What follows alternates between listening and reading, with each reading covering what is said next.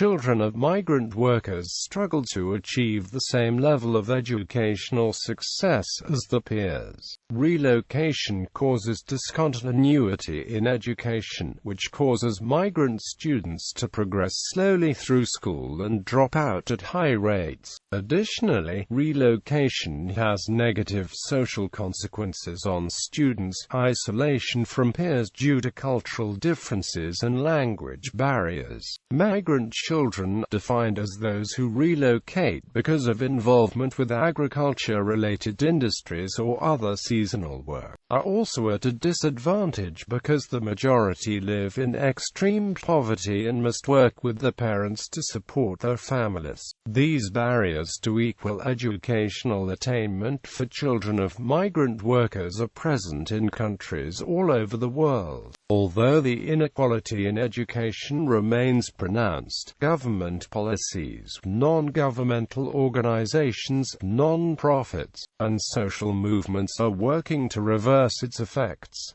Barriers to educational success. Cultural differences that cause difficulties in assimilation and also lead to prejudice and xenophobia against migrant families are common. Deterrence from receiving equal educational opportunities. These prejudices can be formalized by restrictive regulations, or they can be informal but negatively affect the learning atmosphere of a school. Students who don't feel welcome or wanted because of the migrant status are less likely to remain in school. Additionally, students who struggle with cultural adjustment often fail to form connections and make friends in school, which affects their academic achievement.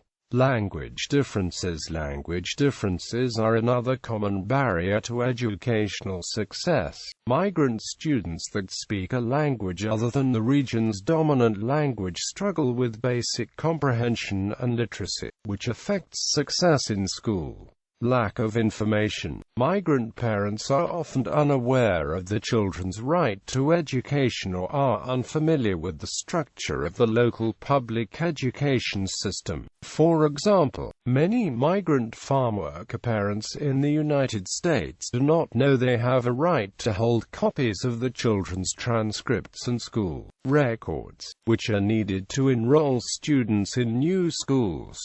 This makes transferring schools more difficult, taking time away from the student's education. After moving to a new place, parents must focus their energy on finding work and providing for the families, which often means that they do not have time to explore educational options for the children. Additionally, most migrant parents speak a different language, which also affects their ability to receive information.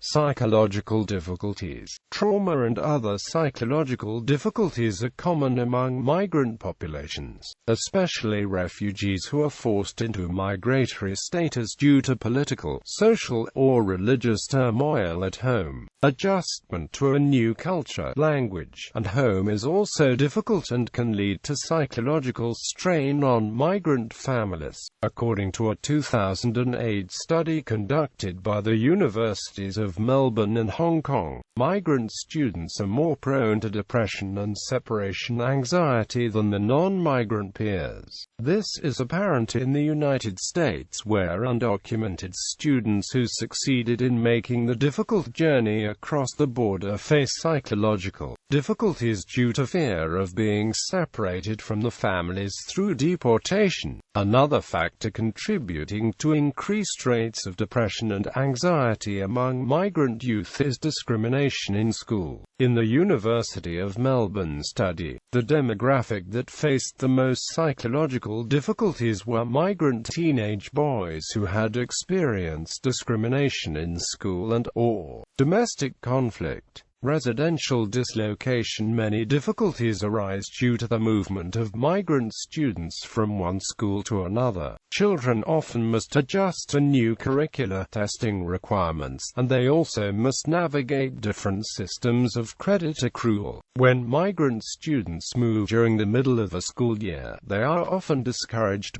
from enrolling midway through a semester, which disrupts education and has lasting psychological effects. rates. Additionally, when students anticipate frequent dislocation, they are less likely to enroll in advanced classes that would increase the prospects of attaining a post-secondary education. Living conditions: migrant and immigrant children are 4 times as likely to live in substandard, crowded housing conditions than are non-migrant and non-immigrant children. Many migrant farm workers live with a large number of extended family members in migrant camps or temporary housing. This density of people in a small, poorly lit and sparsely furnished space is not conducive to studying. Migrant farm worker camps are located close to agricultural fields and not necessarily within walking distance of the local schools, which poses a problem when reliable transportation is also an issue for some families.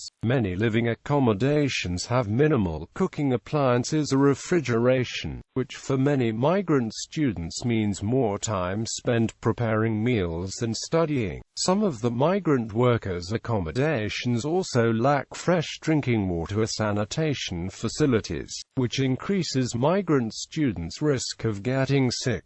The cost of schooling can also prevent equal access to education. Migrant families, especially migrant farm working families, have low socioeconomic status and can't afford to pay extra fees on schooling. Even in countries where there are no extra fees for migrant students, there is often an economic disincentive to sending a child to school when they could be working to supplement the parents' incomes. Migrant education in the United States. Demographics. The exact demographics of migrant students in the United States are difficult to calculate because they move across state and national borders, have different levels of citizenship status, and have limited English proficiency, complicating survey and census data. However, in 2002, the U.S. Department of Education estimated that there are 783,867 migrant children who meet the federal definition of migrant as set forth in the eligibility requirements for government support. This refers to children who have moved school districts within the last 3 years due to agricultural work or work in related industries. Race. The racial breakdown of these migrant students is 86% Hispanic, 8% white, and less than 3% Black, American Indian, Alaskan Native, and Asian Pacific Islander. Language. 84% of these students speak little to no English, and about 90% speak a language other than English in the homes. The states with the highest level of students with limited English proficiency are Arizona and Texas. Location. Distribution of migrant students in the U.S. education. Of all of the foreign-born migrants in the United States, 22% have less than a 9th grade education. This percentage breaks down differently by country of origin, with migrants from Asia arriving with the most education and migrants from Latin America arriving with the least. With regards to educational attainment, only 6% of foreign-born migrant farm workers have completed 12th grade. Legislation and policy. Starting in the 1960s, the United States' government has passed a series of legislation intended to improve the lives of migrant and immigrant students. In 1968, the Bilingual Education Act allocated funding to individual school districts for the creation of bilingual education programs. As part of the Equal Educational Opportunity Act of 1974, the federal government required schools to recognize the language barriers in migrant communities and offer support for non-English speaking students. The No Child Left Behind Act, however, created new testing requirements that make it difficult for migrant students who might transfer school districts before taking a required test, negatively affecting their ability to progress in school. Government programs. Migrant Education Program in 1965, as part of President Lyndon B. Johnson's War on Poverty. Title I of the 1965 Elementary and Secondary Education Act was framed to help support economically disadvantaged students within the United States. However, this act failed to address the specific non-economic barriers faced by migrant workers and their families, so it was amended in 1966 to include the Migrant Education Program. MEP provides support for children of migrant workers through educational services such as extended school days, summer programs, ESL classes, etc. Eligibility requirements are solely based on the mobility of children and not on their economic or cultural struggles as migrants. This was because Title I already focuses on economically disadvantaged children, so it was assumed that children who qualify for MEP would be receiving benefits from those pre-existing anti-poverty programs. To be included in the Migrant Education Program, children must have had moved school districts for temporary or seasonal agricultural work within the past 3 years. The definition of who qualifies has changed several times since 1966. In 1974, the MEP expanded in scope by including migratory fishing, meat packing, and other agriculture-related jobs into the categories of eligibility. This was also the year that the period of eligibility was increased from 3 years to 6 years after relocating school districts. However, in 1994, with the passage of the Improving America's Schools Act, it was returned to 3 years. In 1994, the definition of who qualified for MEP was further limited to those children who moved school districts for agriculture-related work that represented the family's principal means of livelihood. Quote, in 2001, the No Child Left Behind Act reauthorized MEP and mandated that the federal funding is focused on the neediest students with the highest risk of academic failure. Although NCLB reauthorized MEP, the main goals of the program reflect what was already laid out in the 1960s. These goals include supporting educational programs to address educational disruptions, protecting migrant children from being penalized for the differences between state curriculums and graduation requirements, designing assistance programs to address the special needs of migrant children. The Migrant Education Program also facilitates coordination of educational services between states. The Migrant Student Record Transfer System and a New Generation System collects students' records and mails them between school districts, which helps provide continuity in education for students who move across state lines. The primary criticism of the EDEA's Migrant Education Program is its constantly evolving definition of migrant student, which makes counting the number of migrants and analyzing statistics difficult. Second, not all migrants are treated equally by the EDEA. Former migrant families that have permanently settled down are not included in the definition of migrant, so they aren't eligible for the benefits of MEP despite still being at a disadvantage. Third, the MEP doesn't resolve the problem of students moving schools across state lines, learning different curriculums, and then struggling with state-specific standardized tests.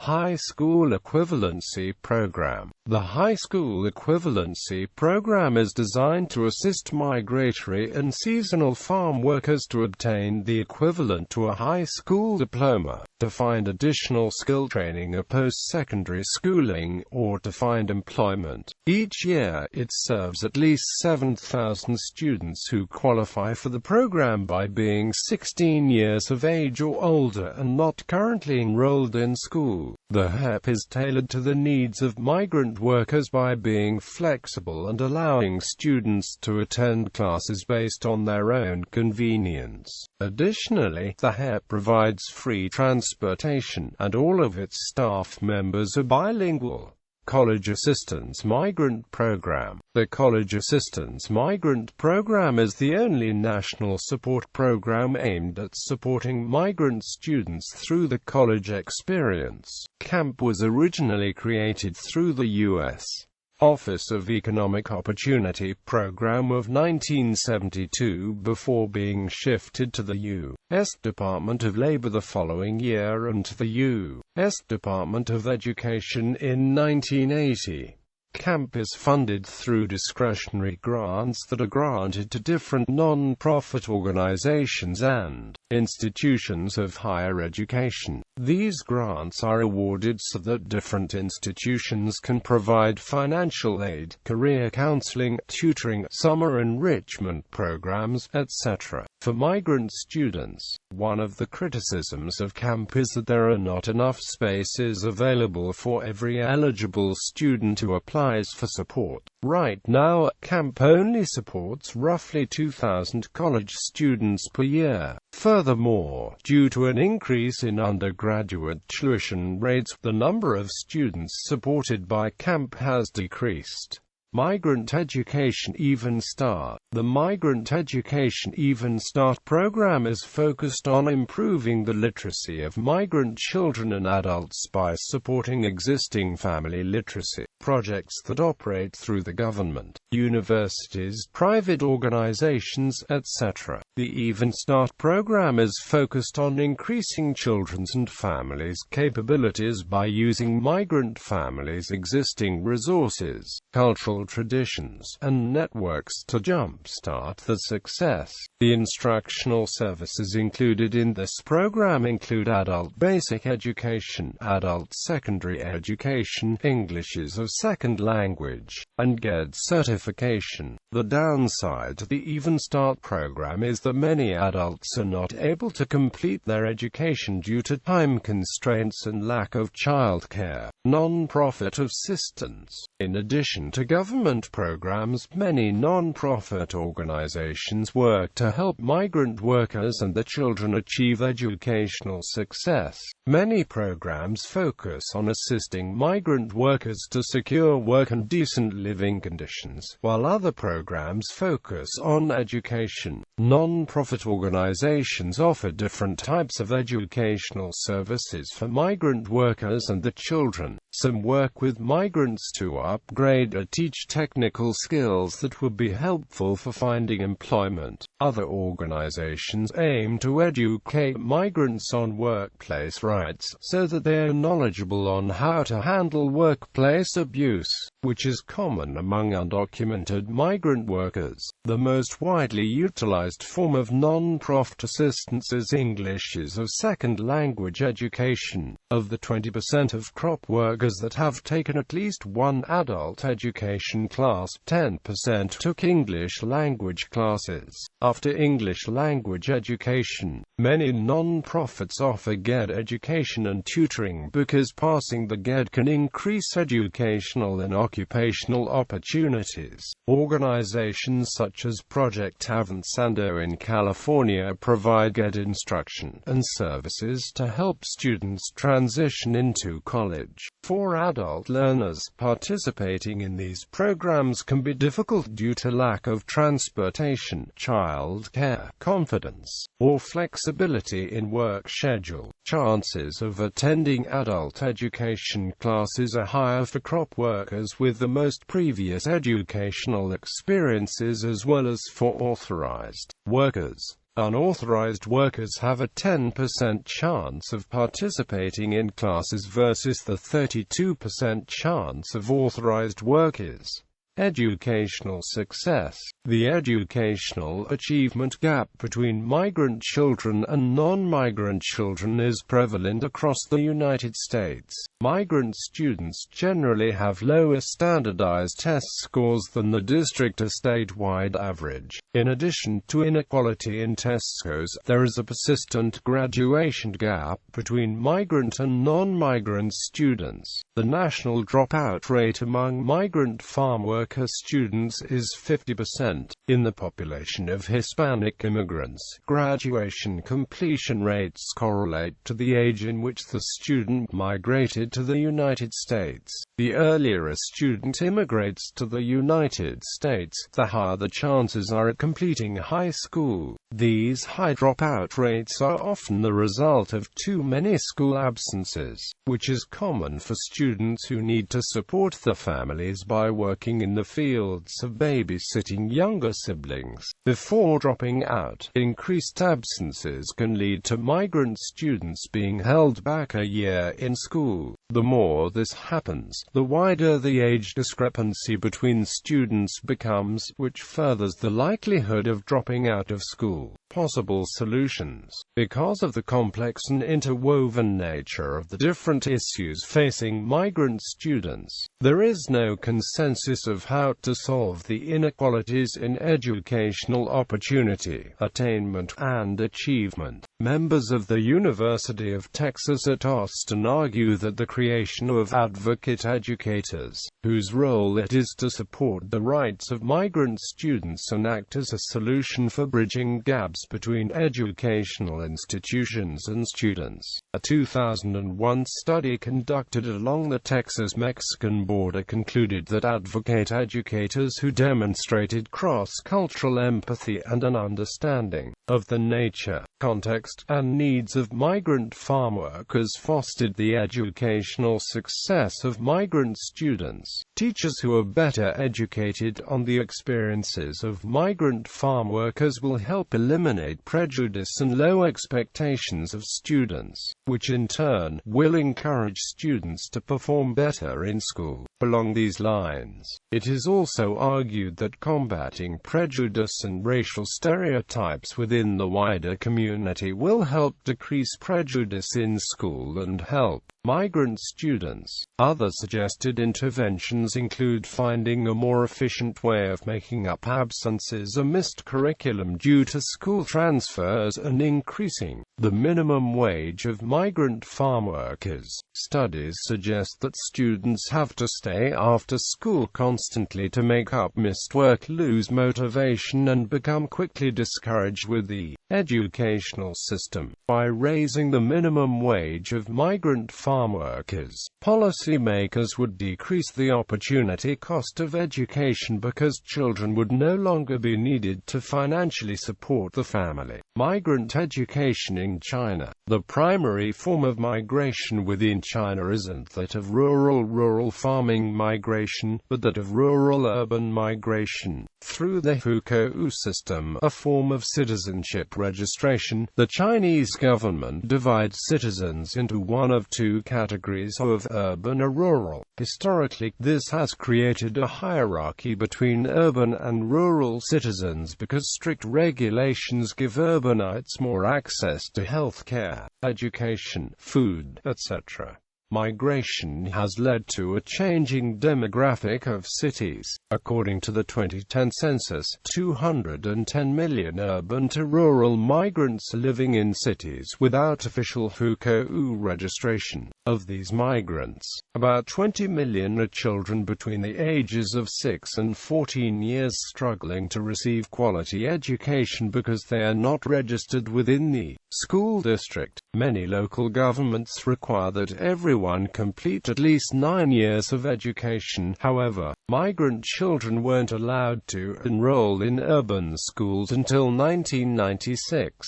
The Ministry of Education issued provisional measures for the education of migrant children in 1998, but because this was not actually legally binding, many factors continue to prohibit migrants from receiving education. The hukou system requires that rural children must pay extra fees to attend urban schools. School administrations require migrant children to show at least 9 official documents before enrolling, including a temporary residence certificate. Many public schools require fees like the education compensation fee and the temporary schooling fee specifically for migrant children. For rural migrant children who do succeed in enrolling in state schools, discrimination is prevalent. In most schools, migrant children do not receive official grades and cannot receive academic honors. Because of this, many parents choose to send their children to unlicensed, privately run migrant-specific schools. The quality of education in these schools is poor because they lack the same resources as state schools, specifically qualified teachers. Depending on the region, these black schools are also under threat of closure. In 2007 in Shanghai, every unlicensed migrant school in the center of the city was closed. However, schools on the outskirts of the city and in the majority migrant Xiamen Special Economic Zone, 34 unlicensed schools were allowed. Researchers cite the Chinese government's quest for population quality as the primary reason for continued exclusionary policies against rural migrants.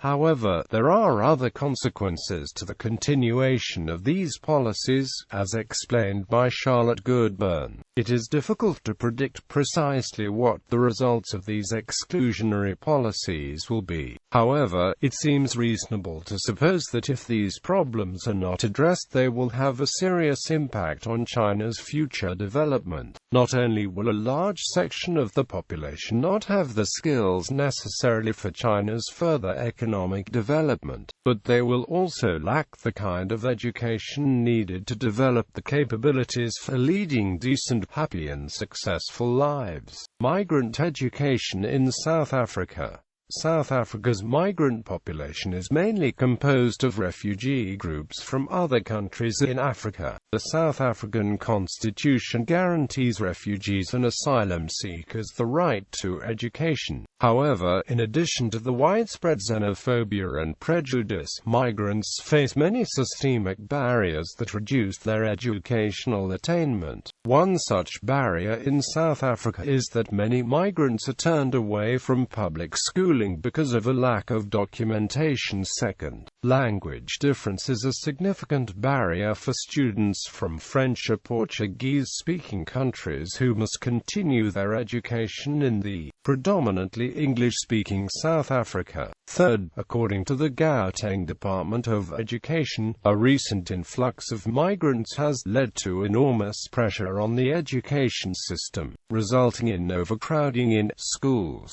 South African civil society organizations, such as People Against Suffering, Oppression and Poverty and Agency for Refugee Educational Skills and Advocacy, are working to combat the issue of migrant education. Community-based social movements such as the Equal Education Movement are fighting for educational equality in South Africa through research, analysis, and activism. The 326 Project, which is donor-funded, also helps by offering free schooling to migrant children who are turned away from public schools.